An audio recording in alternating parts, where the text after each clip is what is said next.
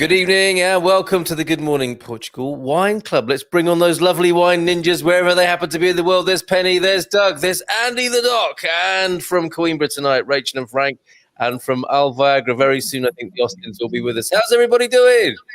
Good. Doing well. Real. Time to drink wine. Oh, here they are now. It's always time to drink wine. Oh, hello, Gary.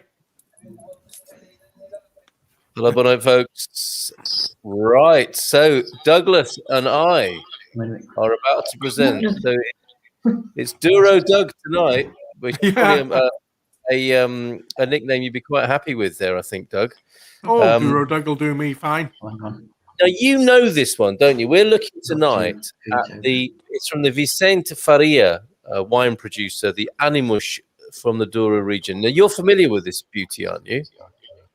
I am, yeah, because we had, while you guys were supping away merrily on something else, I don't know, 2 or 3 weeks ago, I had this because I couldn't get my grubby little Welsh mitts on anything else. So this is what I drank while you were having another Douro product.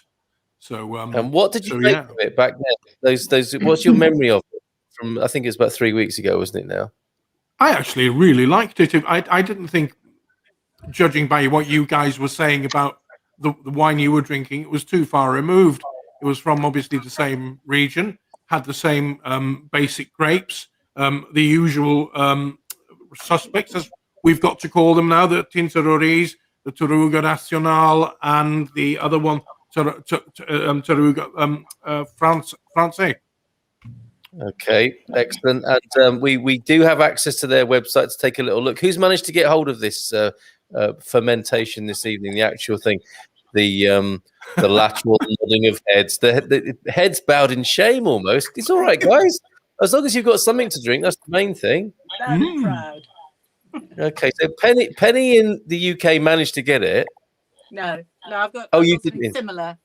Okay, so let's go through those then. Let's go through those one by one before we give you a little bit of detail about the Animus. So what have you got then, Penny?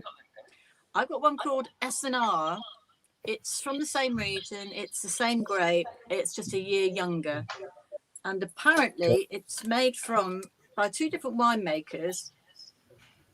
And it's grown on different altitudes.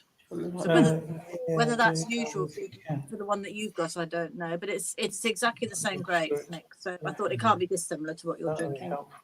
I'll say, okay, excellent. But it sounds a little bit special. A dual altitude wine. Grown on different slopes. Okay, Alvagra, how are you doing tonight? And what you got there? We've got a Douro, and we've gone for hang on. We've gone for an evil Douro. Good looking bottle, though, isn't it? Very nice label, but evil, yeah. So, any backstory on that? Not really. No, it's got wine in it, so. Perfect. That passes. That passes. Are you both well this evening? Yeah, I'm pretty good. Not too bad. And you, Lynn? Yeah, fine, thank you. Yeah. Fabulous. Okay, so to Coimbra, Rachel and Frank. Lovely. They look lovely. I love the hat. Yeah. Yeah. Very nice. This is mine. A few days back, I was talking to our landlord, wonderful gentleman, and he was asking me, Frank, do you like wine? And I go, do I like breathing? And then he turned around and he said, I'm going to bring a bottle of wine to you, and I'm going to tell you it's going to be outside your door in a few days. So tell me about it. It's a friend of mine from the Douro. He has beginning to produce this wine. So tell me all about it. I'd be very interested to know. We had a very lengthy conversation about wine. And this morning we had it outside our door. We thought we'd try with you guys. It's a very nice Douro. Excellent. 2012. 2012. Yeah. Wow. So the wine fairies have been and delivered that beautiful looking bottle to you. Absolutely. Superb. Okay, Sutuleria this evening, and the Doc, who is of course also the secretary. This would be a whole lot more difficult without him being very firm with us. What have you got there, Andy? Well, despite having had loads of notice, I wasn't able to get the chosen wine. So I got an Albana. It's a Douro, from Albanaz, the winemakers, Escadara Mayor Premium. It doesn't tell you what the grape is. It's 2019. And the backstory is that it was originally 13 euros reduced to 4 euros. So that was that was the basis of story. Excellent story. Okay, so let's say hello to a few of our friends who've joined us tonight as well around the world. I mean, basically, what we've got tonight is a Douro tasting, isn't it? And there's no harm in that, and it is really. I think I sometimes get in trouble saying this, but it is the wine capital of Portugal, isn't it, the Douro? Not to besmirch or undermine anywhere else, but I mean, it's the most well-known, probably the most prolific output, and certainly the most picturesque, is it not, of the wine-producing regions of Portugal. So it's all about the Douro tonight. Jean van der Beek is here in France. Boa noite. I don't drink really. Is it any good, this Douro Tinto? We're about to find out this evening with what 1, 2, 3, 4, 5 different types of Douro Tinto tonight. To let you know, John, what's it like being in France and not drinking wine? I wonder. Hola, boa noite. This starts my favourite time of the week. I must admit, me too, Eric. Well, a Thursday night really changes the pace for me. And often the guest on a Friday morning suffers as a result. And they sometimes know now. Jenny kind of looks at me and goes, "Oh, yeah, it was the wine club, wasn't it, last night?" Peter Bleach, Butard, wines finally made it to Fundao. Or the wine... You were there, are you? You've made it. Why didn't we hear about this before? But one reason to raise a glass. The Bleachers have made it to Fundao, everybody. An empty glass for the time. But we will drink to your success. Your plan is complete. Your evil plan for world domination starting in Fundao has begun. Fantastic. Evil Knievel from Garvo. Does that mean you and Linda are going to jump some double-decker buses? Let's see. Shall we? A bit later on this evening. Anna Milne. Hola, guys. Could not find the right one, unfortunately. It's been a real challenge. Have a Casa Ferreira Esteva Douro, Red 2019. Sounds enjoyable. Nonetheless, Jeannie King's here. But alas, I'm working. I'll watch later. A tip for you. If you are at work on Zoom, just put it in a teacup, but blow on it first as you take a sip each time. Just make it look like it's a brew in there. Just go... Oof, that's hot.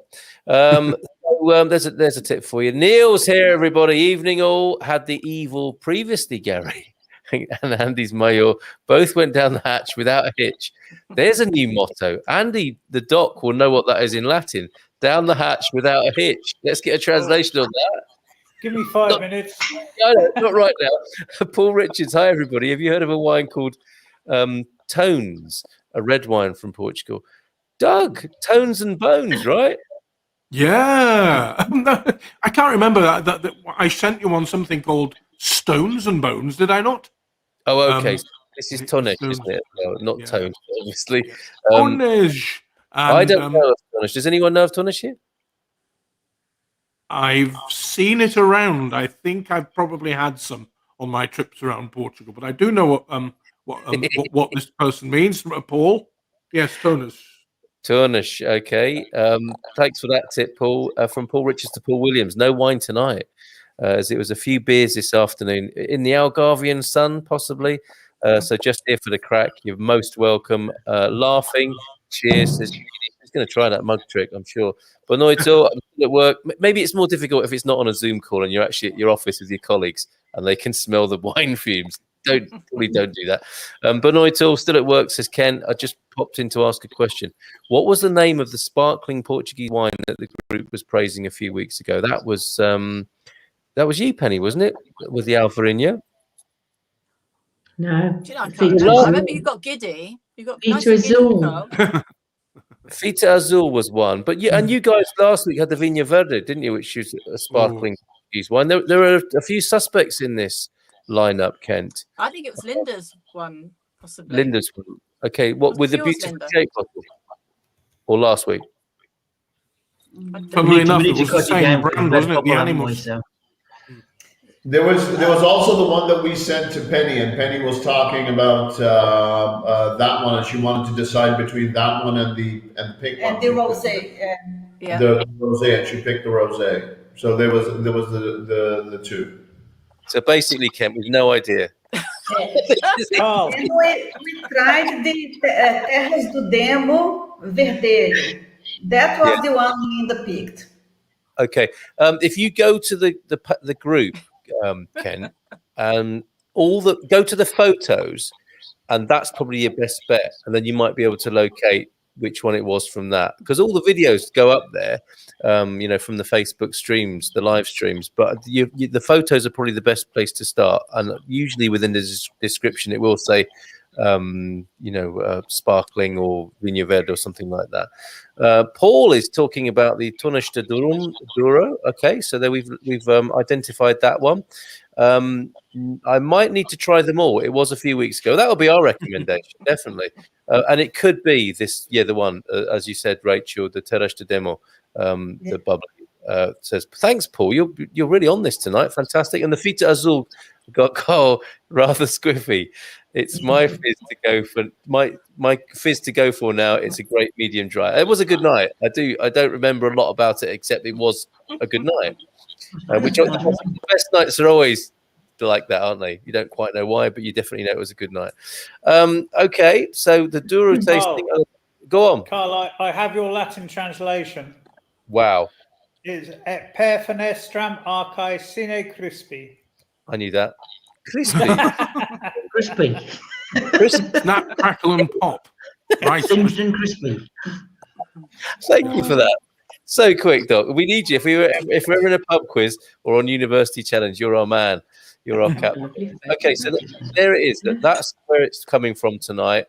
I mean, not just our one, but I mean, pretty much there around the corner. All of our wines are from this fabulous region, right? Isn't that a wonderful picture? Really is, Carl. That's beautiful. Beautiful. Are we beginning to upset ourselves about all these places we're going to be going to soon? Has anyone heard from the president tonight? What's happening from Monday? Does anyone know? He sent me a message. Cancelled his address for tonight. Very likely tomorrow. Okay, well, you're also well connected. He did send me a comment and he said, "What do you mean I've got a face like a melted candle?" Yes, I thought that was going to get us in a lot of trouble. Hopefully, hopefully he's got other things on his plate at the moment. We suspect he has. Look at this. The Animus, of course, as the doc will know, means soul, doesn't it, in Latin? And there are various kinds of soul. The anima, the animus. Yes, it does indeed. Yeah. Yeah, the anima being the female soul, I think. The animus being the male soul, which we will go further into tomorrow night. Soul of the Douro. Animus red wine will transport you to a holiday in the Douro Valley with its warm and delicate aroma, full of wild berries and a touch of spice, but only for those who've got it. I won't do too much on this because it's makes a change for me to have it, doesn't it? Yeah, 10 out of 10 to you. Grapes harvested by hand. I mean, you can imagine it's probably really difficult to harvest grapes on those slopes, isn't it, with machines in the way that it's easier in the Alentejo. Right? Yeah. Carried in small boxes, again, probably for good reason. Temperature controlled alcoholic fermentation. That sounds like us on a summer evening. with pre-fermentation maceration. Now that could be barefoot treading by another name, and they just don't put that anymore. But maceration is one definitely among my favorite words. The average life, enjoy now, but can age up to 10 years. No chance of that happening. 40% Touriga Franca, 30% Tinto Roriz, and 30% Touriga Nacional. Yes, the go-to grape of Portugal. So that's what me and Doug have got tonight. Should we have a little bit of let's go round, because I think that's what we need to do tonight, and find out if people had a little bit of a sniff and a sip when they first opened their wines. Did you do that, Penny? No. Oh, okay. Sorry. I opened it, let it breathe, then I was doing my yoga. So. Okay. And is that a recognised procedure? Yeah. Open yoga. Open yoga drink. There's a book in that, I think, for sure. Okay, so what are your first impressions now? Have you poured it? I have. I poured it just before we started. How's it on the hooter? It's got a lovely deep aroma. If you can have a deep aroma, it's That really works. strong. It smells deep, if that makes sense. It's really a lovely smell. It's quite fruity, quite spicy and peppery. Smells gorgeous. Okay, cool. All right. Yeah, I'm loving the synesthesia tonight. I do love the sort of mixed metaphors of the senses. Doug, your first impression. Did you have a little sip earlier on and a sniff? I have had plenty of sniffs because I've spilt some of it. Me too. And Yes. have you done the same thing? Yes. I mean, I've got some of this all over my desk in front of me here. But again, but I'll put it to the nose, and just like Penny said, it's really got that deep berry, plummy tones going on in there, I think it's a really lovely wine. This, Right. I mean, I'm considering its price bracket. I think it's absolutely amazing. You probably picked it up for a lot less over there in Portugal than I paid for mine. But did you get yours in Aldi as well? No, I was in Pingo for mine. Oh, you're in Pingo, okay. Yes, and I bought this one, and I did the same as the doc. I saw, and I think it's one of the only bottles I've bought with a security tab on it, and it was reduced from $12.99 to $3.89. So I bought the Animus, which is about $4.99, I think, and this special offer in the Pingo, Pupa Mais, and I think I was taken advantage of in some marketing device technique because really it wasn't that. It was okay, me and Mrs. M, like, this is okay red wine, not a nice drink, but I couldn't understand the $12.99 $3.89 thing apart from it motivated. The Animus was up for $12.99, was it in Pingo? No, the other one I bought with it. So when I saw the Animus, what I have to do now, and I've an apology for Gary, I had put a rosé aside for you, Gary, that came in that box that was sent to me, and I thought the rosé I'll save for Gary because he likes to experiment with the rosé. Sadly, it became a casualty of Mrs. M's late night drinking last night. So I'll get you. I'm going to get you something. A good cause and everything, but I'll get you something else. Or she said she's mortified tonight, so I'm going to have to tell him. I'm going to have to tell him what happened. She said, "No, just find out what it'll cost for me to buy one and send it to him." So she feels suitably guilty, Gary. But no, I bought. He doesn't really. The reason I say that is when I bought the Animus, I had instructions to buy wine for the night when I was out buying, which was probably last night or the night before, and that's why I bought the $12.99 one as well, because I thought I was getting a good bargain, and I really couldn't see it. I think others feel that same way, that we might be subject to these little marketing ploys. Big markup, big drop. Yeah, let's go for it. It's got a security tag on it. That also adds to my picture of how good it must be. What was the selling price of the Animus? I think $4.99. Oh yeah. Well, there's not a lot in it. I mean, I think this was a $5 or $6 at the most. Yeah. So obviously, that's not a big markup for UK, is it? No. $11.99. Is it really? Wow. Okay. Well, a classy brew there for you, Penny. Let's it better be good. Let's go to Gaz and Linda then. So what are your first impressions of your pouring tonight? Well, I went on a quest to try and scoop all the wines that we need for the next few weeks. We got 2 out of 3. And the place where I got Penny's wine from, I actually asked them for this wine, and they looked at me like I got 2 heads. So it must be it's either maybe a different sort of name it comes under here or something, I don't know. But I also went into 2 Pingo Dosses, and they the same reaction. It was like, I haven't got a clue what you're talking about. So did try. Sorry, Doug, did try. Oh, can't be helped. And Aldi, we went to Aldi We as did well. the Aldi, yeah. No, good. Yeah, so ran out of places to go in the end. Even went into Intermarsh to have a look as well. So no go. But this one I think was from Aldi, and when we first opened it, it was an absolute hooligan of a wine. It was really, it was really strong, really fruity, really alcohol laden, and quite aggressive on the palate. So I'll give it a taste and see how it's changed. Hopefully it's calmed down a bit. So calm down. Yeah, the tannins aren't so heavy.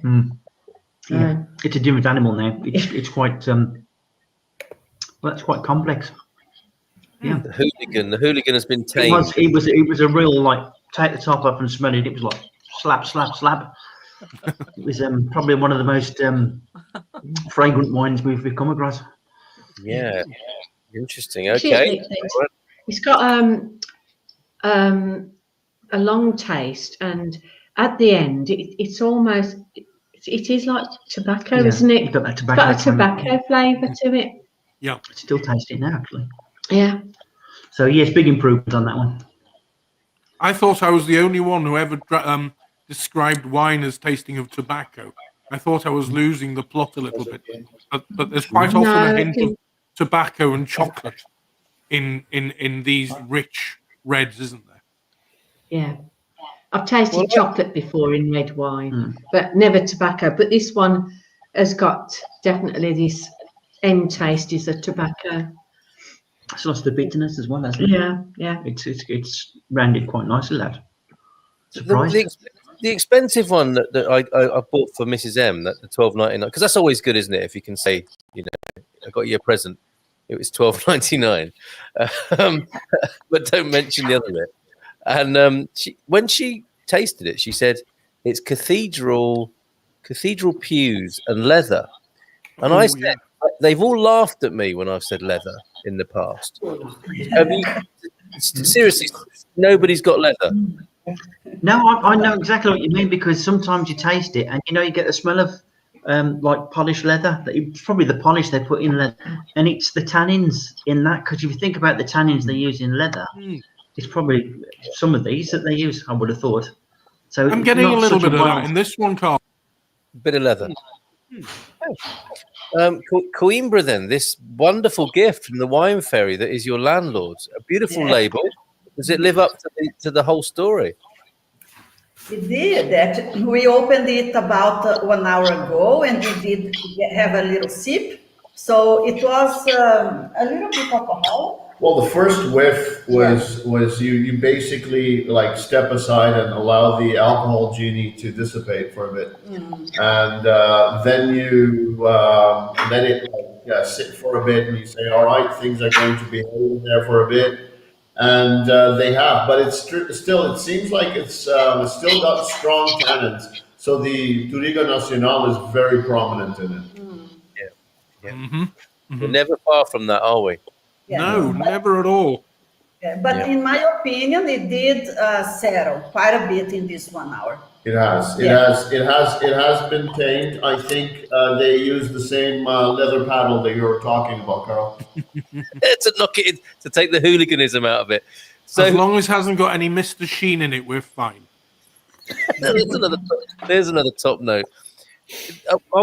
There was a little bit of a discussion, I think, with our mate in Ribatejo, Thomas Malloy. Yeah. There was some further talk with him. I don't know if it was one of us, but I saw him talking about a couple of bottles of red he was drinking from Ribatejo yesterday. And someone said, do you decant it? Now, we've not done that. This is wine 35 for us. And not once have we decanted any reds we've had, have we? No, we have not. Yeah. My trend there, Gary. You do that every time, Gary? Yeah, we've probably the past maybe half a dozen wines we've done it with. Really? I'm sure Neil decanted as well, some of his. Yes. Well, we would expect that from Neil, wouldn't we? For sure, because he's a bit of a connoisseur and everything. But what got you into that, Gary? And what sort of difference are you discerning with that? Right. Apparently, from what I've learned and what I've been told, the shape of your decanter, I mean, that's a fairly typical wine decanter. Because of the shape, you can get a lot of air in it. Okay. And when you pour it in through there, right, it actually runs down the funnel and spreads out. So it's like a wine waterfall almost. So it's aerating as well. And any bits that are in there get trapped in here. So I suppose it's getting rid of the sulfates and any bits that are left in there. But you don't normally get that much. So that's what it's supposed to be for, to aerate, I suppose. And we'll find somewhere. A bit more attractive than my little aerator thing that I've got. It makes all that noise. Yeah. You've got the mechanized version, haven't you? Yeah. Okay. All right. Interesting. So I might have to think about that, because it's a beautiful piece of glassware in its own right, let alone what it does to the Bingo wine. does. Bingo does. It was I think about a tenner. Really? Fantastic. Excellent. All right. So Leria, how's that going down there, Doc? Did you have a cheeky sip earlier on? Well, I've had more than a few cheeky sips while you've been talking. I have found out the grapes. So the grapes are Touriga Nacional, Touriga Franca, Touriga Roriz, and Tinto Roriz and Tinto Cow.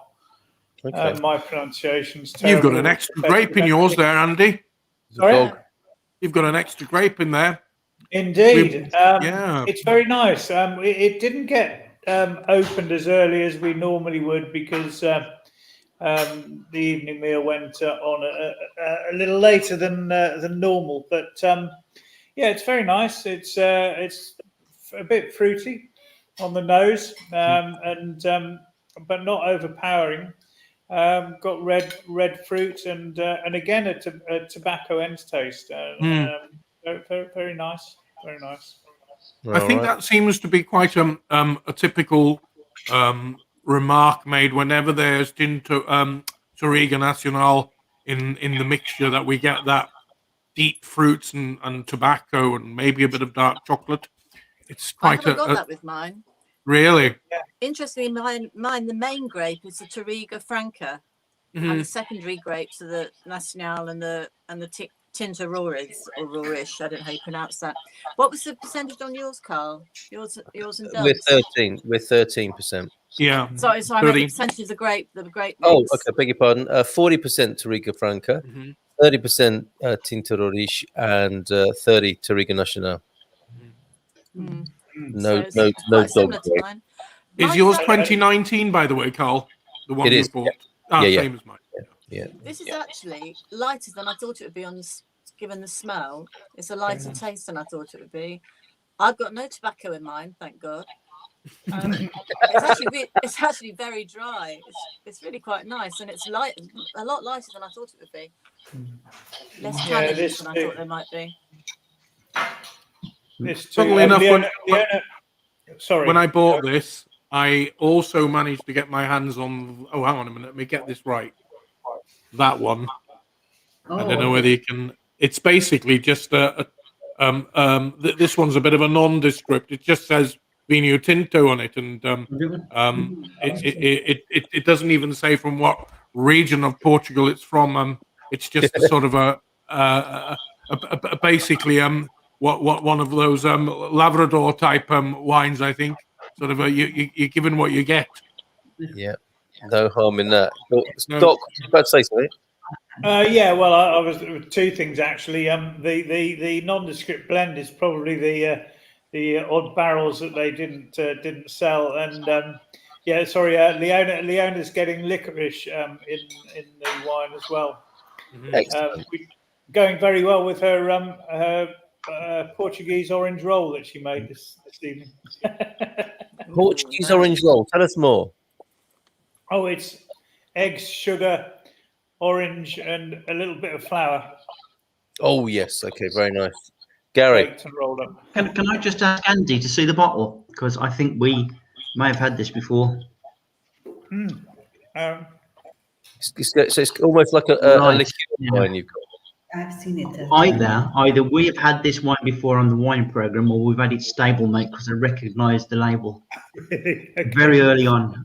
One of the first, and I didn't like it because it was very woody. It was very almost oily, terpenol sort of taste to it. That might not be the one. It might be its stablemate, but I didn't like it at all. I like it, but one of the things I will, when I do get this database of our list of wines that we've tried, that will stop us duplicating or any of us duplicating previous wines. I think the other one was called, it might have been called Real. There's that one and Real, so it might have been the Real that we did. I'm not quite sure. You'll have to check back through and have a look, but we've definitely done one of those wines. I'm glad you're doing that. Proved we can't remember what we've drunk a lot of the time. Exactly. And we'll be halfway through it and saying, well, I think we've had this one before. Yep. Paul Richards, Carl, how was the Animus Red? Why I buy it by the gallon? Doug, I'm enjoying it. You're enjoying it, right? It's really good. I mean, I enjoyed this before. I mean, you guys had got a wine. You remember when you guys had that chap from the I think he had one of the vineyard, not last week or the week before, but going back 2 or 3. Ermelinda, the lovely The it was marketing director. the export. Yeah. Yes. And you were tucking away onto this particular wine, but I had the same grapes in this, and I drank this, and it was wonderful. Really enjoyed it, and it's the same today. It's still good. This is us. I can't drink what I remember. that maybe is the motto of the wine club. Don Vasey says, "Hi everyone. I have to tell you, pics of Portugal remind me of California minus the politics." That's a really fair kind of West Coast description, isn't it? You know, we're both West Coasts here. Penny, great specs. I feel I need to ask you. Forgot your autograph. Don. Northern Colorado. Do you understand what that means, Penny? That coded message to you. No, I'll put them on again. Great specs. Okay, there's a close up on the great. They are great specs, aren't they? Very nice. Is that a tortoise shell? Well, not real, obviously, but yes. I'm not meaning to cause an animal rights outrage. I mean the genre, not the material. Yes. Tartaruga. Very nice. Very We're going nice. big on glasses again. It's all very 70s again. It is. Yeah. I must get myself some Timmy Mallet style glasses. Okay, but that's a fair point. Fair point, Don. I do like the comparison to California and Portugal. Thank you so much, everyone. Says Peter Bleach. Yeah, we've actually all got wine now. So should we raise a glass to the Bleachers who are in their new spiritual home of Fundão in Portugal this evening? Cheers, saúde to you. Saúde. Welcome home, Pete. Yeah, nice, Gary. Celebrating with homemade cherry liqueur from the local farmer whose Tinto we are renting until ours is ready. Check them out. Very nice. Get used to cherry liqueur in Fundão. I really like this, Paul. I've never heard this before. The general rule for wines or champagne: if the year divides by 5, it's usually a good wine. Would that mean only 5s and 10s then? Because nothing else divides by 5, does it? From my limited grasp of mathematics. Same here. Math for our American friends. Yeah, so is that right, Paul? Okay, Joel, Bonnoit from Joel, who might be on the rusty water up there. Good evening to you, Joel. Limbering up, no doubt, for tomorrow's man cave. Way to go, Andy. Super helpful to have a database of wines to refer to. He's good, isn't he? The secretary. And she's a rock star. With those specs, very nice. You got a fan in Don, Penny. So there you go. The rock stars of the wine club and food and wine club. Frank, your conversation with the chef from the Algarve, that's well over 700 reviews on YouTube now. Massively popular. What a lovely bloke. That was great on Monday. Yeah, he was very passionate. He was just a lovely guy, and he's just salt of the earth kind of guy. I think the way he connects, which is with most Portuguese people, the way they are, is that they're very salt of the earth, very simple people. They will not muck about. If it's good food, you see a full plate. It won't be the most nicest looking plate, but it will be a full, beautiful, nourishing, delicious plate in front of you. And that's the kind of guy he is. And I really, really liked him joining us. He really did this big one there. It was superb. And I was quite angry at my parents after that, because he was like talking about his childhood, and he's like, I went fishing with my dad and my granddad, then I'd come home and I would go into the kitchen and there'd be my mum and my grandma cooking, and I learned everything from them. It's like, why didn't I have a childhood like that? That was actually one of the very first things I did when I visited where he lives in Portugal. I went out on a boat and we went catching those gold-coloured fish. I mean, they're quite big fish, aren't they? But and the water was so clear. I thought they were tiny little fish, but they were so deep, and they were hauling them up, and we caught loads of them. And we actually took a few of them to a restaurant in Zagreb, and I know that they buy fresh fish every day there.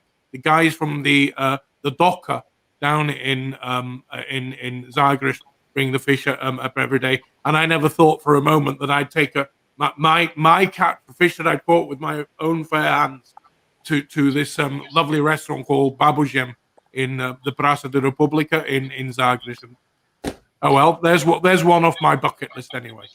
Oh, that's superb, Doug. That's why you should have your own telly show for sure. We need to reenact that one. That's fantastic. Sorry, Penny. That's okay. What I loved about him was not only obviously his passion for cooking and passion for what he does, but it was his generosity at the end, actually asking people to go to other restaurants in his area to keep the other people in business. That was amazing, wasn't it, Penny? Yeah. Really impressed me. Lovely bloke. That's what one of the reasons why I really connected with him is it really is representative of the Portuguese culture and a lot of the people over here, because these are very small communities. This is how they survive and do well with each other. They cooperate with each other. They work with each other. It's beautiful to see. Sorry, he was quite easy on the eye as well, wasn't he, ladies? And chaps like chaps. I couldn't possibly comment. Okay. It's why you get 700 hits when he's on and only 3 when I'm on, you see. You need to invest in some new glasses, Doug. Yeah, absolutely. I need them glasses tartaruga like yours. So, do you know where we're going for next Monday, Frank? Yes, we're doing the Porto and surrounding areas. Oh, okay. So maybe the little Francesina or the massive Francesina? Yes, the Francesina, the little Francesina, all the other big hits of the area. Oh yeah, it's going to be some good food eating. So, Doug, when you have your TV show, one of the episodes has to be Doug versus Francesina. Yeah, I'm going to catch more fish, that's for sure. Maybe a fish version, because there's got to be a fish version of that layered thing. And I've seen vegetarian and vegan versions of it. It's an absolute classic. Yeah. Doc saying, Andy, our trip was very dull compared to yours. 5 a.m. was way too early for the French border. No one there. There's a good tip. No one at the Spanish border. And in Portugal, they just looked at the passport. Fantastic. Yeah. Really weird how I've had a similar experience myself, where you think you're going to get checked over at the border, and you simply don't. It's ever so strange. I'm thinking it's going to be like The Man in the High Tower, which I've been watching every time you cross the border at the moment in Europe. Show us your papers.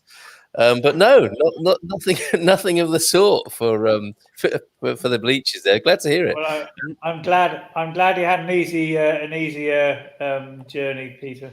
It's good.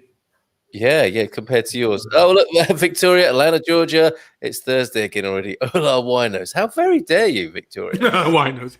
And yes, I was a legal importer of champagne from where else but France, of course. Avis. Near Epernay. So yeah, okay, 5s and 0s. We'll go with that. You're a man who knows, Paul. Like the lids on Frank and Rachel. Penny, where's yours?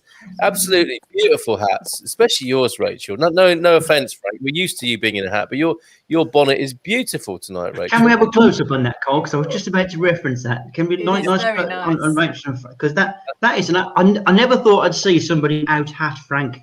But tonight she's done it. I am not worthy. That's a lovely hat. That's really lovely. Thank you.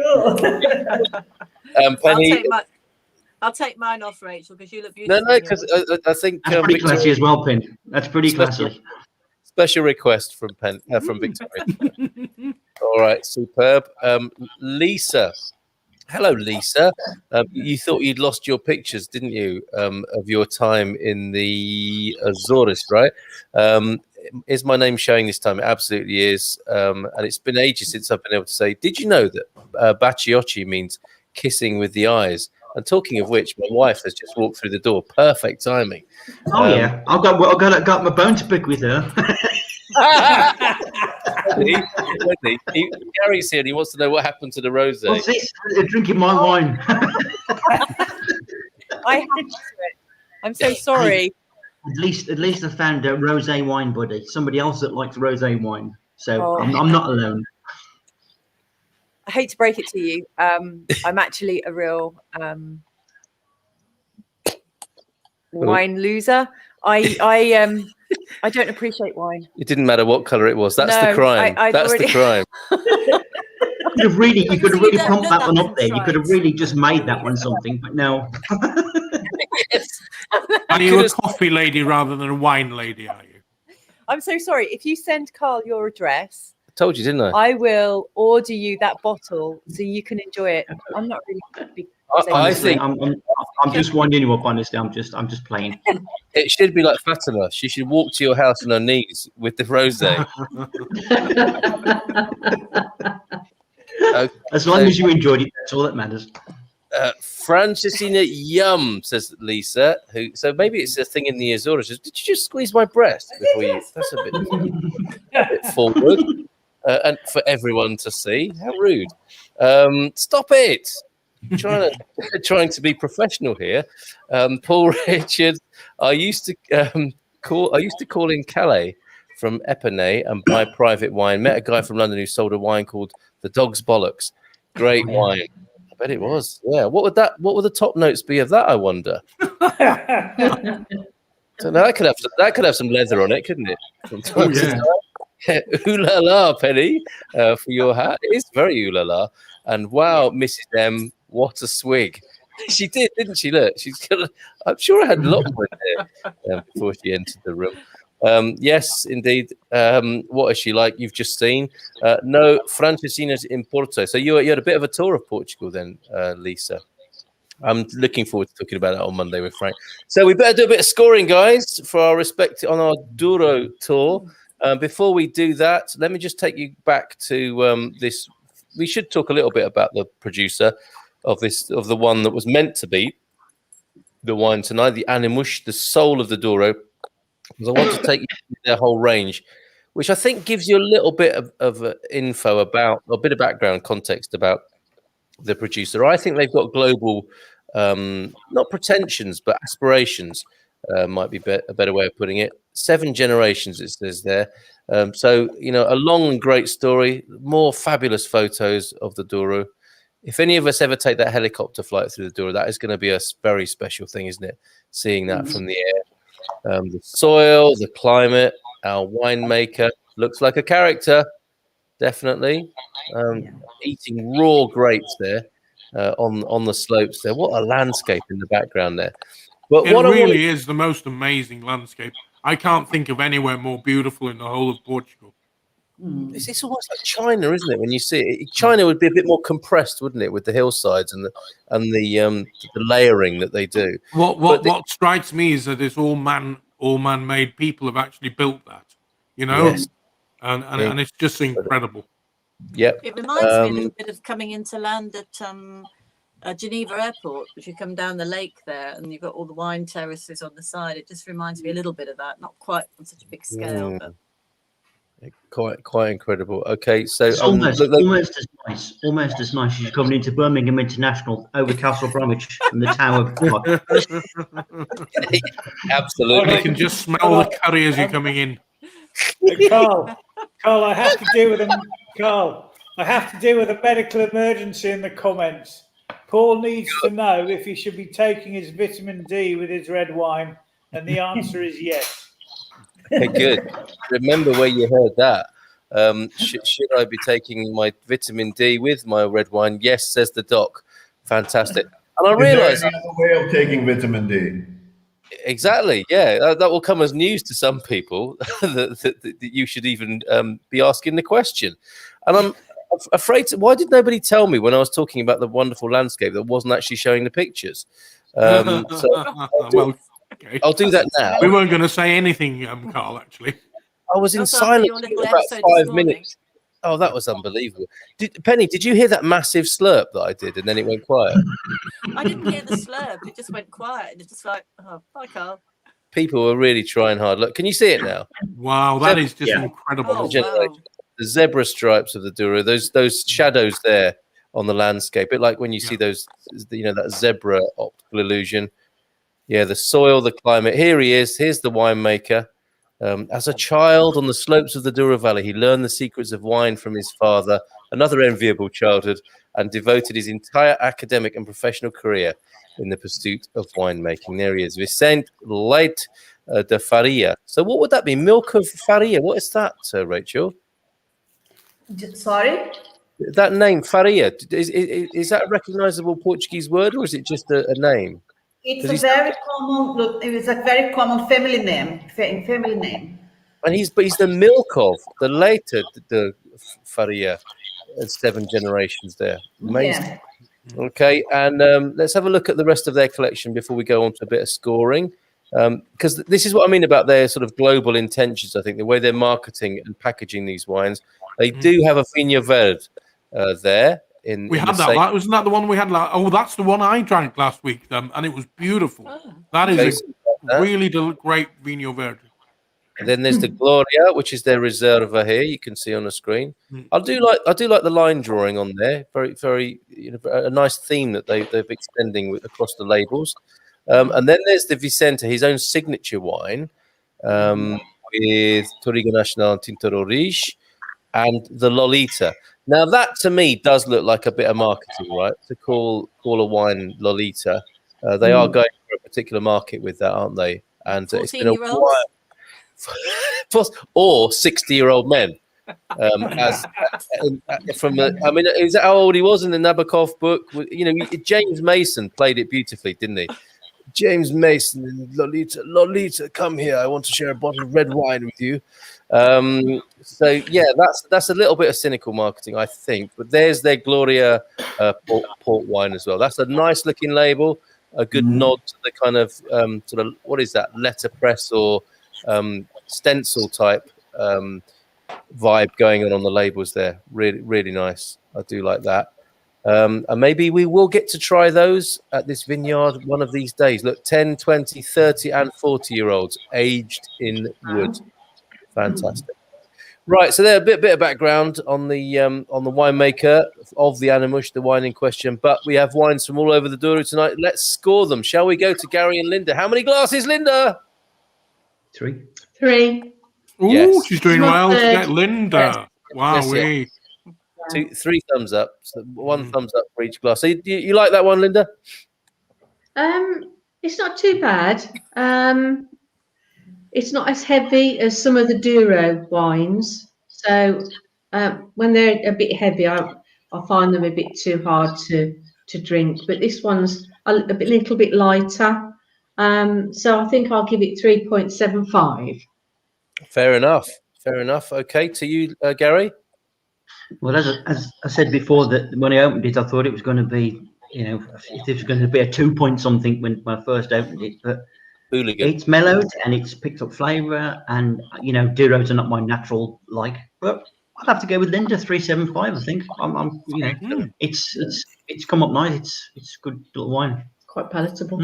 Yeah, good, but not in that 4 zone that we like, that gets us excited, right? Drinkable, but not. Well, if I have to compare it to the other Douros I've had, and I'm thinking Pacheco Reds, it's just a little bit lacking behind that in structure and a little bit more flavour. But coming from where it was, it's amazing because of the way it's changed. Yeah, okay. And the decanter, it might have done something to it as well tonight. Does it feel like more of a sense of occasion when you're drinking from the decanter, or are you just used to it now? No, it's nice. It's a lovely thing when you pour it in, because it's like a wine waterfall, because it all runs down the side. Yeah, it's lovely. And there's something really nice about ritual, isn't there, with drinks? When you're mixing them up. I know, like Penny does. You like to make a cocktail, don't you? Or if you're preparing a gin and tonic, there's something really nice about the whole ritual of these things, isn't there? And then the right glass. Yes, the right glass, the right herbs, or whatever's going in there, right type of ice. The whole thing. And then when you go for the first taste, you've created that whole experience. Fantastic. All right, so thank you. 3.75s then. Can we just see it again on the screen so people can know what you're talking about? Oh, that's it's the evil one. The evil, yes, of course. The evil Douro. Evel Douro. Thank you very much. Yeah. Let's move along. Let's have a close-up, if we may, in Coimbra of this rather jolly-looking bottle, the Boango. and a nice sort of stylized drawing of the Douro vineyards there. What do we think? I'll tell you, the story of the Boango is it started at 3.75 and it died at 3.75. I was expecting it to go further, but for me it did not. And rest assured, I will not be telling Senor João about that. Instead, what I will be telling him is it would be good if I can talk to his friend and go and do a tour of the vineyard. Maybe, you know, after he hears a few opinions in here and there, we can push it towards 4.25. So what will be the story? Because this is a kind of bit of a moral maze, isn't it? Your landlord rocks up or tells you a few days ago that he's got a great wine for you, delivers it outside your door. When he comes back, you're not going to say, "Well, I'm sorry, it was only a 3.75." But what do you say? Well, it's actually a very interesting conversation that started this. So I think he has somehow, I don't know why, he has developed some kind of respect for my opinion on wine. So if I tell him 3.75, he will not turn around and be like, "Okay, Frank, give me your keys. You're out of here." I think what he will end up doing is he'll be like, "You know what, Frank? We need to sit down. I've got another one that might impress you." I think that after this, I'm going to be getting quite a few different bottles. Hey, that's a ploy, isn't it? I like that. Very good. You thought this through, haven't you? Because I'm thinking, you know, if it was like Italy and you sort of slandered someone's wine effectively, they might be on your doorstep the next day, mightn't they? You know, you spoke about my wine like this. You know, let's fight. Fight it out now. You hated my pizza. You hated my wine. You hated everything about me, huh? If you do the nice wine drama where you kind of go, "You know what? It could have gone places. I still want it to, but with a little bit more help, it can go there." You know, if you have that, then I think it will be a very sellable proposition. And an obvious consultancy job for you to fly over to the vineyard and make a few suggestions. Oh yeah, I would painfully do that. Like I would go there all the way there. I would walk there and talk about it. Excellent, Rachel. What do you reckon? So for me, I am going to say 4.25. When it started, it was very alcoholic and it was not very strong on the nose, but it actually settled well. It's very well balanced. It's for 2012 wine. It's quite easy drinking, actually. Don't worry, wife. He ain't kicking us out.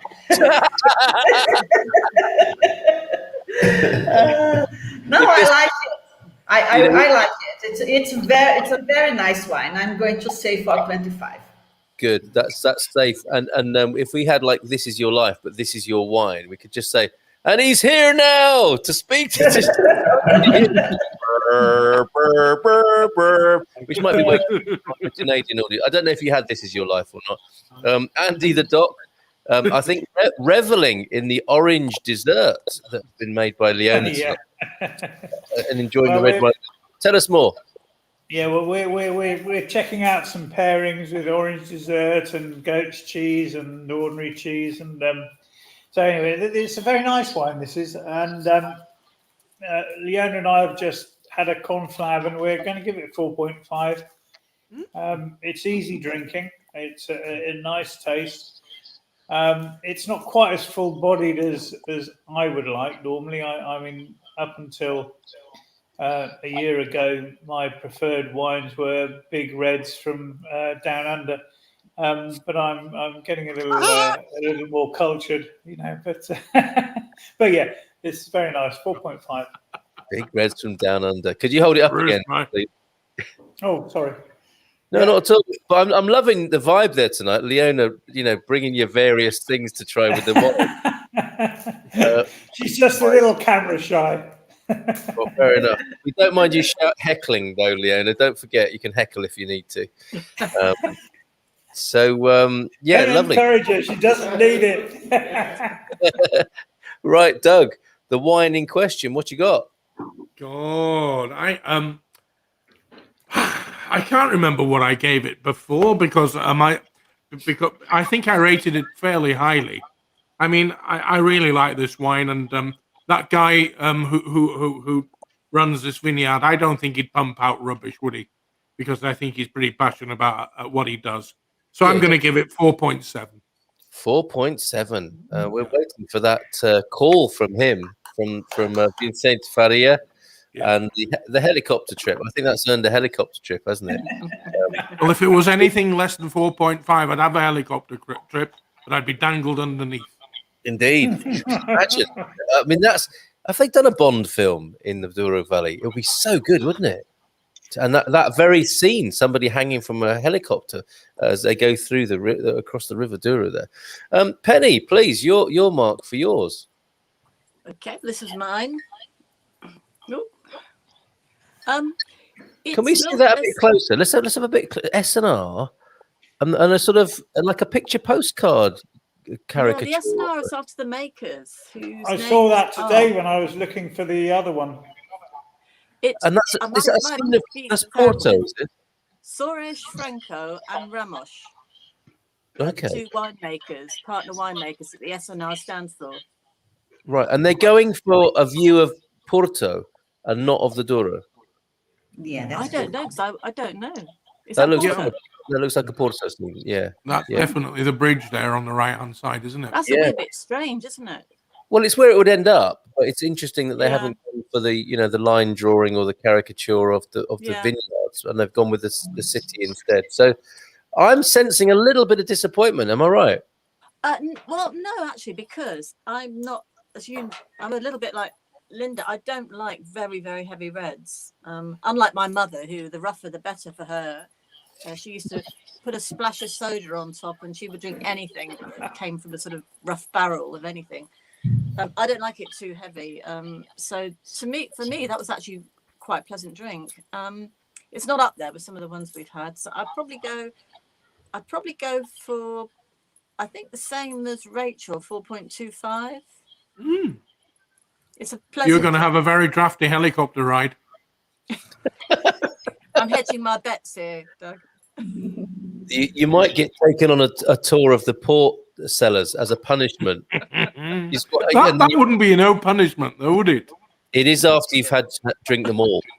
That's the problem with that. Most people who've done that complain about it afterwards because it seems like such a good idea, and it's very generous, I think, with the tastings. And then people have the worst heads ever. I don't know if anybody in this company have you done that, Gary? I've just said to Linda, I think with our mark, we're going water skiing. Well, we will see. I mean, interestingly, we haven't been proactively, or have we? We have a little bit of proactive approach from winemakers, but not to say, "How dare you talk about my wine like that?" So we'll have to try harder. I think for me, I'm going to say 4.5 on this one. Well, thoroughly okay. It's got better and better. It's very different from when I first put my nose on it earlier on when I opened it up over an hour ago. It seemed very fruity, and it was really nice to have a sip of it. And it seems to have changed entirely, and it's changed again as we've been chatting and drinking. So really nice. It's very. I don't know if it's the wine necessarily, but it could be something to do with this Portuguese, Touriga Nacional characteristic of conviviality. How it takes you into your body because it's very sort of visceral and it gets to the senses, doesn't it? Portuguese Can wine. I just say, bearing in mind the price tag on this wine, that's you can't knock that. That's true. That has to be taken into context. But often my part of my marking is placing it into an experience, and I place it into I would gladly serve this to somebody who could taste the Douro and have a sense of it. And I see it's vegetarian. That might be one of the ways it could be placed. They bothered to put a label on it calling it vegetarian. Yeah, indeed. That's an interesting thing, and it's won lots of awards. So it'd be great to serve up to somebody to represent the Douro. But I haven't got an exciting application for it. Hence, not being too effusive about it, but perfectly good at 4.5. So again, we need to draw in some cheese from Serpa. We do. Then that would I think helped that wine down a long way. What, the runny cheese? Take the top off. Put the Any spoon. cheese from Serpo is good cheese. Okay, fair enough. Let's see if anyone's been marking their wines in the comments here. Victoria thinks that the Bleachers experience is amazing. I'm sure it is. Wonderful hats, everyone, and rocking that Ming, Ming the Merciless beard, Galvo. So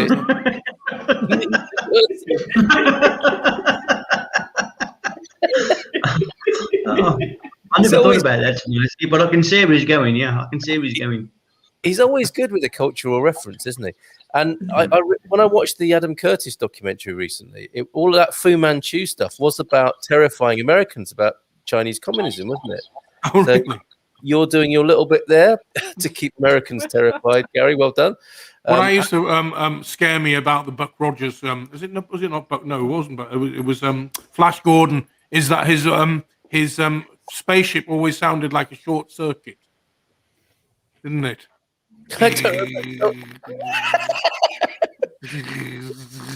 Don't you remember? I don't, but whilst Pete is good for a cultural reference, you're always good for an impersonation. And I didn't know you could do spaceships as well, Doug. That's extraordinary. I can do anything. I know. I'm beginning to realise that. Yes, Penny Albertella. We have the same landscape here by Lake Geneva. So that reference not unnoticed by Anna. Victoria, like this expert, solid medical advisement. Absolutely. You can rely on the doc for that. He has a residency. It will be the 2nd and 4th Wednesdays. Ask anything about Portugal or your piles or vitamin D or anything like that on a Wednesday. We haven't had that yet. Those kind of grapes, have we, on the show? But I'm sure it's going to happen soon. Prefer the wines from the Douro though than the Geneva vineyards. Gorgeous landscape. There's Francis Joaquin, who is a new name tonight. It is beautiful, absolutely beautiful. Faria says, "Oh, hi Anna, great to see you here as well as on the earlier webinar." Faria is a name, but it also means would do. So, what milk of would do? Which sounds like sounds like Dylan Thomas from your neck of the woods, Doug. The milk of wood do, doesn't it? I can't think of any Welsh place names of milk of wood do. No. But under Milk Wood, that was thoroughly Welsh, wasn't it? Was it? Yeah. What was the name of the person who wrote that? Llaregib. Dylan Thomas, and Yeah. the village in question was Llaregib, which is bugger all backwards, which was his little... True story. Victoria Benson, Linda's happy. She's done you the 3-glass emoticon there, Linda, and we must get this award to go around the Portuguese wine industry of Linda's award of 1, 2, or 3, or 3+ glasses, but a rare occasion of the 3+, which they'll be singing about. A sentence for you to say. Glass number 4. A sentence for you to say after drinking a glass. O que faria ou faria se il moresse a mulher? Oh, do I have to say all of this? O faria, o que faria, outro faria qualquer. Meaning, what would Faria do if his wife died? Faria would do the same other Faria would do. So he would do what everyone else does. So what is that? Is he a heartless fella or what? What's the story? What's the backstory of that Portuguese saying, I wonder? Talking of which, Filomena Friday tomorrow, she'll be back with some excellent Portuguese colloquialisms. Linda, you're being called Gas tonight, Gary. Gas? Who knows after that? Maybe you'll get a Duff. Maybe you got a Duff bottle with that. Duff was beer, wasn't it, from The Simpsons?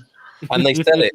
I saw it in Lidl the other day, and I stopped myself buying it because I thought I just can't fall for that. But they do sell Duff beer in Lidl from time to time. I was just going to say something. Was it Don that made the comment about California being a bit like Portugal? Well, I'm watching this program on Netflix at the moment. It's called Virgin River, is it? Virgin River, yeah. And like it's set out in the wilds of California, and it just looks like down by the rivers is there, over the hills there. It's so much like it. I'm not thinking now I know why Californians like coming here. And it's just so alike. It's incredible. It really is. Probably the mountains aren't quite so high, but the terrain is very, very similar. So I can see. I have been watching that. Gary's into chick flicks now. We know. Oh, I'll go with anything, mate. I'll tell you. I'm open-minded. Yeah. So Gary, what's the Big Sur? I mean, we've got the April 25th bridge, which looks like the Golden Gate, and it's the same architects, wasn't it? I think of the April 25 bridge. Is there a coastal road? I mean, there's the Douro road, isn't there? That Americans would love, and one of the great drives of the world, as well as Portugal. And there's Route 66, and that's another thing we could. I mean, it's not coastal, is it? Maybe down by the Alentejo part of Villanova de Milfontes, but there are some great iconic roads that would rival some of the road trips of America as well. What's There is a road. Sorry, carry on, Gary. I'm so sorry. There's one that runs kind of down past, sort of from what's it called? Nazaré, that way up from Nazaré. The Atlantic Coast Road, and it goes past San Martin de Porto, down past Foz de Rayo, and there's some really beautiful scenery down that way. I don't know how far on north it goes, or probably, I don't know, maybe a via. I don't know. There is a road all the way from the Algarve right up to Braga, I think it is, and they call that the Route 66 of Portugal. I think it's the N2. It's amazing. It is amazing. You're right, Doug. I remember driving that before all the toll roads were put in. Correct. Yeah. It goes up. I think that you've got why I call them the twisties. As soon as you go to sort of the Alportel, São Brás, the Alportel region, you get all them twisties, and then it straightens out through Beja that way, and of course as soon as you get. Is it that you get to the mountains of the north and it's totally different again? But it's an amazing road. It takes you to all these weird and wonderful little villages. I've never done it all the way from top to bottom, but I intend to do it one day. Yeah, it's the old route that we took from 20 years ago when we drove down from the UK. And came across Valladolid, and we came through the north instead of going through Garda, and came down that road. It was fantastic. It's an amazing road. It really is. I mean, I've done it up to the interior and just to the north of a place called Viseu. Yes. Which, it was a brilliant place, and that's about as far north that I've gone. I think it was about 150 miles short of getting right to the top. Indeed, yeah. I'm going to put a link to Route 66 Portugal in the comments, because I think, I mean, we've got to deal with that at some point, do bits of it or do the whole thing maybe one day, because that is so brilliantly cultural, visual, all of the best of Portugal is there, and it's definitely about the journey, not the destination, isn't it? Because there is no destination. It's definitely all the journey. Yeah, and the characters you would meet, and you would see the old trucking route for taking the products of the south up to the north and vice versa. What an amazing history and culture in there. So it's in the comments. The food and drink along the Route 66 of Portugal. We'll eat and drink our way from top to bottom. Yep, Frank. From the only way to do vineyard over a course of a week. Absolutely.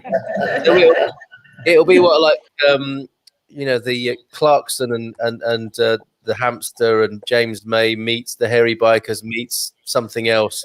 Yeah. What a fantastic journey we could have.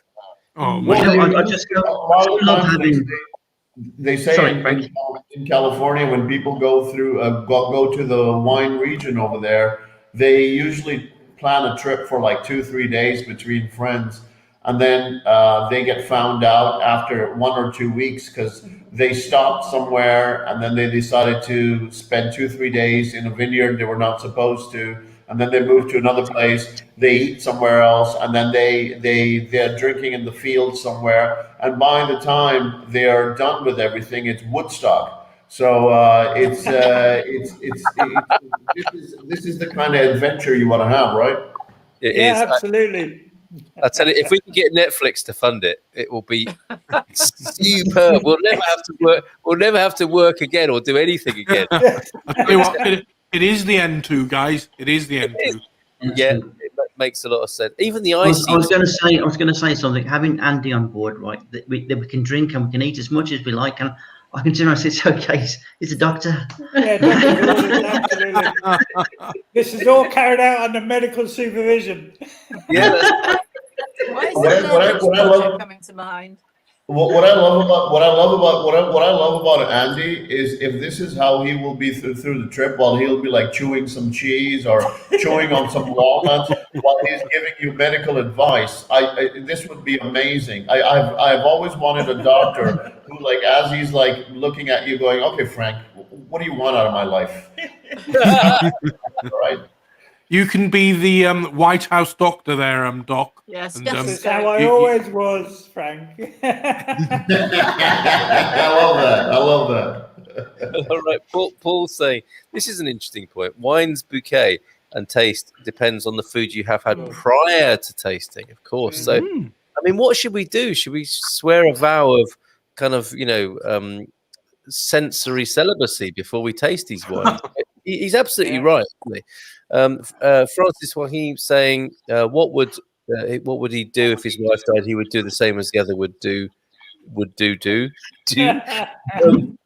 I still don't understand what it really means. Though. Does that mean like kind of life goes on? Maybe I don't know. Surely it's just a kind of a nonsense tongue twister. Well, hopefully, and not just a sort of a heartless individual who would just carry on boozing regardless. Good night, all. Although we all know one of those. Good night, all. Thanks for an enjoyable hour. See you in the man cave tomorrow. Yeah, we'll see you there, Eric, where we will be tackling the what should we call it? The big reds hanging down under of gender, possibly.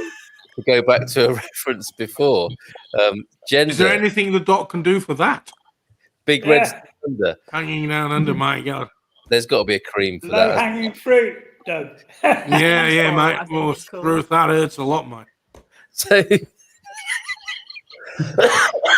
sorry. 5 out of 5 for the cherry liqueur, warming the cockles. Gordon's alive. What is the? Oh, Gordon, as in Flash Gordon. I think harking back to. Now I now it all makes sense. I just did that third glass. It's just to try. Oh, okay, to try your language skills, and I failed terribly. So Pacific Highway, yeah. Big Sur, Pacific Highway 1. I think we've come close to our equivalent of that. But I do. Whenever I've tried to drive coastal roads in Portugal, it hasn't been easy because they're always trying to get you on the A roads, aren't they? They are. It's ever so difficult. Yeah. Yes, it is. And you're miles away from the actual sea when you're trying to drive up the west coast, aren't you? You see, you can see sort of scrubland, but no sea.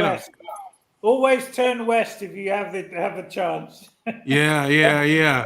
That's what I think. Then if you go to if you're driving south of San Martin de Porto and you want to go the coastal route, you end up in the sort of no man's land of Foz de Relo, which is beautiful. But you end up in these sort of headlands where you've really taken a turn into the middle of nowhere. Lovely. Then you got to turn around and come back on yourself, and that's another 25 miles. Yeah. You go down one of those lanes that shows up as a road on your sat nav, but actually is little more than a footpath. That's right, and you get the knowing look of the local Portuguese people who haven't seen anyone for 3 days, but they know that they're going to see you in about 2 minutes coming back the other way. This car going in the wrong direction. Yep. It's a bit like that in Devon sometimes. It is like that in Devon, isn't it? So they'll just come out and have a look at you. Takes your breath away, literally, with all the cliffs and crashing Pacific below. Yeah, Pacific Coast Highway. I've driven that. It's absolutely wonderful. N2, National Road number 2. Crossed all the countries into here, and it's lovely. Yes, we really have to do that. And there's the page. If you want to find out more, Facebook page, Route 66 Portugal. We drove quite a bit of the N2 in the Algarve Stella yesterday, Doug. So they were, Paul. Lucky man. Oh my goodness!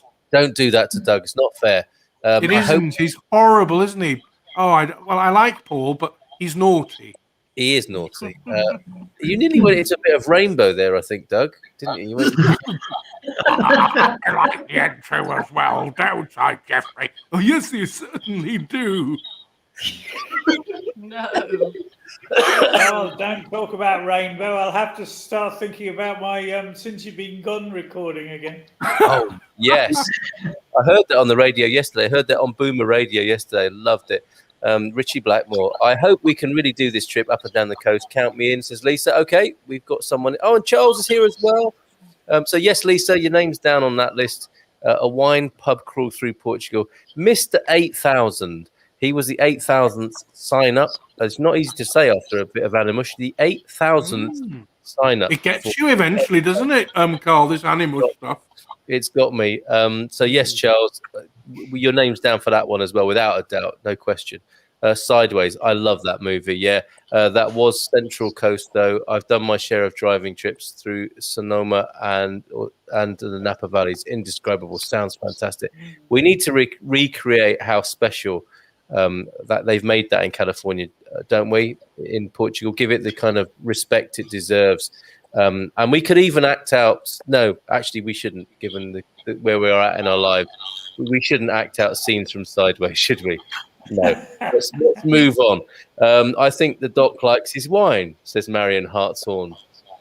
Do you know Marion, Doc? No. She's just a good judge of character. Obviously. Yeah, absolutely. Yeah. Well, folks, the wine's working. Are we rambling, Paul? Because it is like 20 past 10. Andy, so great to have your advice. Love medical humour. Our friends who are anaesthetists honestly said they had to use 3 times the dosage in Ireland. Thanks to the drink. No way. It's true. Is it? It's the induction of enzymes in the liver. Really? I mean, anaesthetists, they've got your life in their hands. They must be a special breed, right? Holy Mother of God, I can't go to sleep for the life of me. Thank you, Doug. You have to try the Costa de Crivera from Penella. We will. You only have to mention it, Philomena, who's with me in the morning.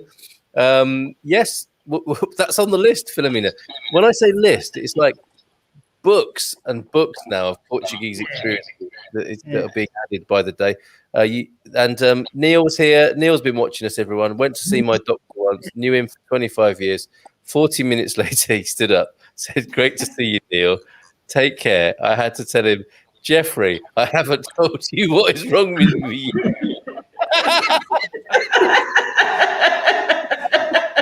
Yeah, been there, done that.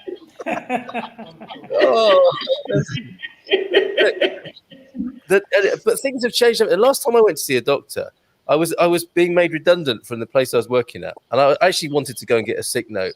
And the doctor, he was talking to me, and eventually, I think I'd role reverse this, and he said, "What do you want?" It was like he was getting a bit impatient, and I said, "Well, a sick note." He said, "Well, why didn't you say it?" And he just scribbled on a piece of paper, gave it to me, said, "There you go, bye." And that was it.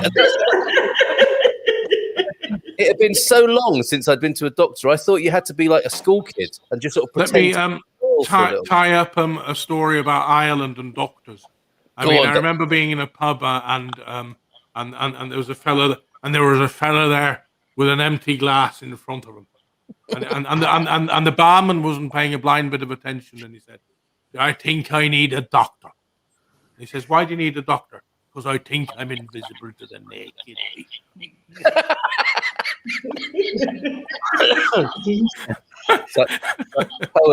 Such poetry in the blood of the people, right? Yes. Oh, wonderful. Cracked me up tonight. It's our pleasure, Paul. It's cracked me up tonight for sure. Can't wait. I'm so wheezy now. Can't wait to explore Portugal's scenic routes. No, lol. She doesn't know. She doesn't know. She can see into your soul. Vicious rumor. I would not know. I am in the same space as Paul. No one will be. No one will be crashing my car into. That's a spoiler. That's a spoiler there, Victoria, but hilarious as well. I love that scene where he says, "Not now, Miles." But anyway, I cannot wait to try this. Thanks for a great evening of wine and humour. Love the Douro Valley when Peter Robinson and I visited. Oh, so connected to Peter Robinson is Leslie Taylor. The fizz there was amazing. And Peter Bleach, there's a lot of doctor anecdotes, Doc. My doctor taught me how to stub cigarettes out on my stirrups and how to hide the smell from the students. All of the cigarettes.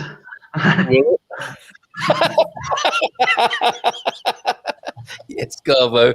What I love is as we're going on about all these doctor jokes, all you have to do is watch the doc, and he's like, "Yeah, done that, been there, bought the T-shirt."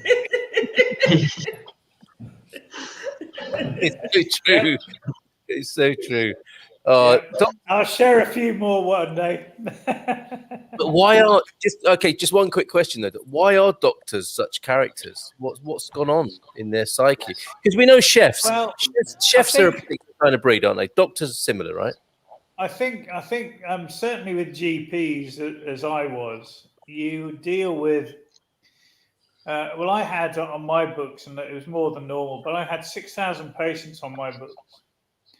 And many of them, by the time I left, I'd known for upwards of 10 years. And I knew all their secrets, and I knew all their relationships, and I knew everything about them. And we cried together and we'd laugh together. And when that happens, you collect so many stories, experiences, both first-hand and second-hand, that you can't help but be able to share those. Andy, I feel a book coming on. Yeah.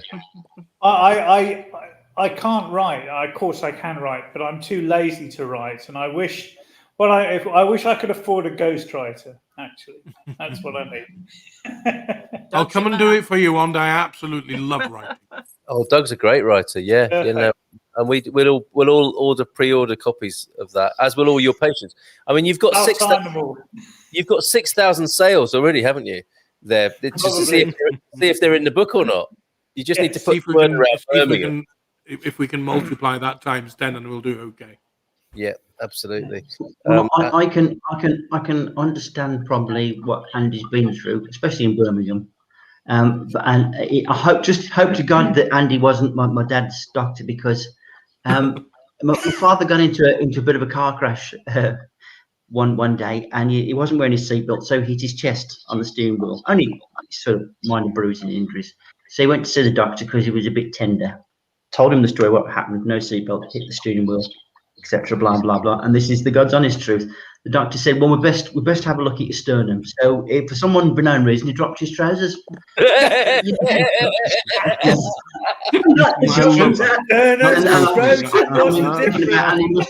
the hell? I love that. That's cool, isn't it? It is. That's the hairiest sternum I've ever seen. What are you doing? It was a lovely hairy stern, perhaps. That was my dad. This is rapidly becoming a man cave. This is supposed to be the way. Wrong night. There are books popping out everywhere here, aren't there? Obviously.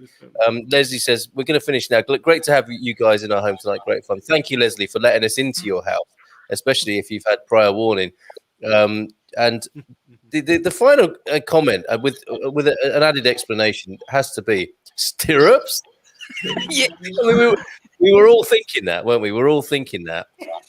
Why was Pete accessing his stirrups, so to speak? And Pete can explain. Thank you for asking the thing everybody had in their mind but was afraid to, Victoria. Cheers, Victoria. Riding a horse, not spread. So okay, so now we know. Not a medical context then. Not medical stirrups, equestrian stirrups. Nice one, Pete. Thanks for clearing that up as a final note to this wonderful night of Douro wines. If nothing else, they do get the party and conversation started, don't they? It's been amazing. A couple of percent higher than the rest, so we always get a little bit sort of talkative. Yes. So I don't want to shut anybody up. Anybody want to say anything before we say goodbye to everybody tonight? Just thanks for your company. Thanks for your company. What was that, Penny? An excellent contribution, Penny. Yeah. Just the usual then. Just the usual parting pickup.